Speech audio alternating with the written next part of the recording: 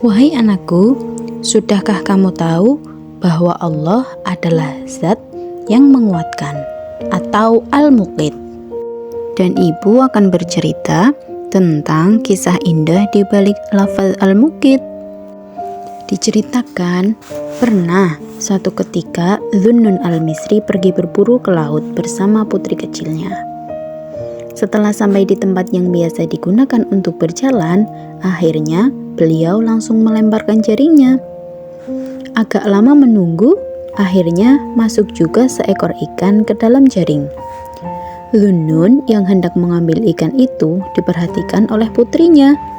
Dan setelah sang putri mengetahui bahwa ikan itu menggerakkan bibirnya, kemudian si putri melemparkan kembali ikan itu ke laut. Dhunnun bertanya kepada sang putri, "Wahai putriku, mengapa engkau membuang hasil buruan kita?" "Sebab aku tidak suka bila aku harus memakan makhluk Tuhan yang sedang berzikir kepadanya, ayah," jawab putri beliau.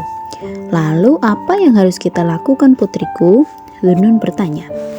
"Kita tawakal atau pasrah saja kepada Allah. Semoga Ia memberi kita tangkapan yang tidak sedang berzikir kepadanya." Dengan santainya sang putri menjawab. Dhunnun mengikuti perkataan putrinya. Beliau membiarkan ikan tangkapannya pergi begitu saja dan memilih bertawakal kepada Allah.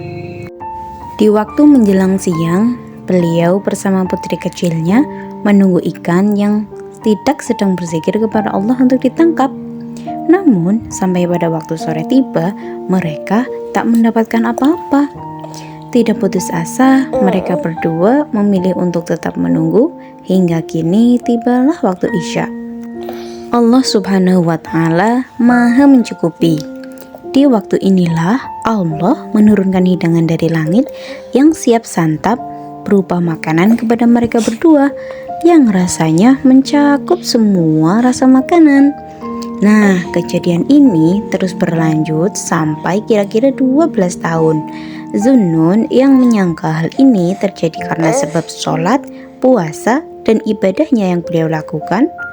Tapi memang ajal tidak berjanji. Entah karena penyebab apa, putri kecil Dhunnun meninggal dunia. Dan yang lebih menyedihkan lagi, setelah sang putri meninggal dunia fana ini, maka hidangan yang biasanya diturunkan langsung dari langit pun ikut sirna. Kini tidak ada lagi yang namanya hidangan langit. Oleh sebab itu, sang ayah pun yakin Dhunnun mengerti bahwa turunnya hidangan langit itu karena sebab putri kecilnya dan bukan karena ibadahnya Dhunnun. Sehingga dengan begitu beliau sadar dan merubah perasaannya. Kesimpulannya, Allah adalah zat yang menguatkan hambanya dengan memberi rizki makanan yang halal dan baik. Itulah yang bisa kita petik hikmah dari cerita di atas.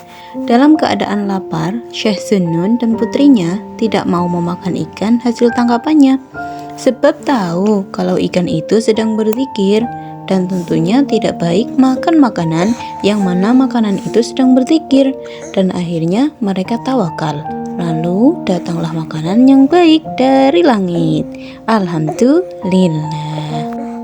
Yang sudah subscribe semoga masuk surga. Terima kasih.